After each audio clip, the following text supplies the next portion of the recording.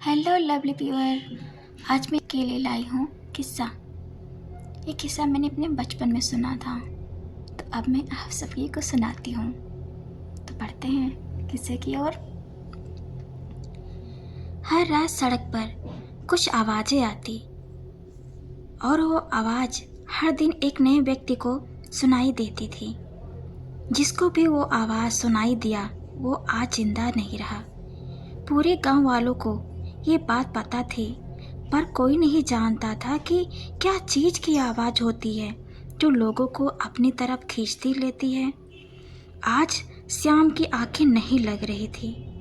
वो देर रात तक जागता रहा। सभी गांव के लोग सो गए थे। अचानक उसके कानों में किसी बर्तन के घिसने की आवाज आई। जैसे लग रहा था कोई बर्तन सड़क पर लुढ़क रहा है और उसके अंदर के सारे सामान जोर की शोर मचा रहे थे। श्याम सोने की कोशिश करने लगा। तभी उसे कुछ महसूस हुआ। उसने खुद को सड़क के बीचों बीच पाया। मैं यहाँ कैसे आ गया? वो आश्चर्यचकित होकर सोचने लगा। उसने देखा एक बड़ा सा भगोना जिसमें से बहुत सारी रोशनी निकल रही थी। उसके सामने से उसके पास चली आ रही है। उसकी आवाज़ श्याम के कानों में ऐसे गूंज रही थी कि जैसे लग रहा उसके कानों के पर्दे फाड़ रहे हों और उसके कानों से खून भी आने लगा। भगोने से आवाज़ आई, तू आज इस खजाने का अधिकारी है। तुझे 3 मौके दिए जाएंगे। बस। श्याम ने कहा, मुझे कुछ भी नहीं चाहिए, मुझे यहाँ से जाने दो। भगोने ने बोला, नहीं, तुझे तो लेना पड़ेगा।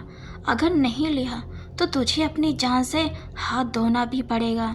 श्याम ने डर के मारे भगोने में हाथ डाला। उसमें रखे आभूषण निकालने लगा। पहली बार उसने डर के थोड़ा सा आभूषण निकाला।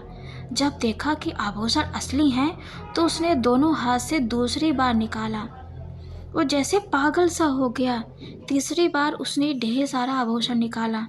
आभूषण की चमक और आभूषण की लालच ने श्याम को इतना पागल बना दिया कि उसे याद ही नहीं रहा कि उसके 3 मौके पूरे कर लिए हैं। चौथी बार जब उसने भगोने में हाथ डाला तो भगोना समझ गया कि ये इंसान लालची है, तो तुरंत भगोने ने अपने अंदर श्याम को खींच लिया और आभूषण बना दिया। अब श्याम भी उसी आभूषण का हिस्सा बन गया। अगली रात फिर से भगोना सड़क पर लुढ़कने लगा। आज उसने एक लड़की को अपना शिकार बनाने के लिए उस सड़क पर लेकर आया है। इस लड़की के सामने भी 3 मौके रखे गए। लड़की ने अपने दुपट्टे को फैलाया और भगोने में ले गई और एक बार में ही सारा आभूषण भर के निकाल लिया।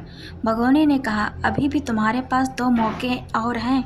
लड़की ने कहा, पहला, मैं ये चाहती हूँ कि जितने भी लोग आभूषण बने हैं सबको मुक्त कर दिया जाए, और दूसरा, ये सिलसिला बंद होना चाहिए।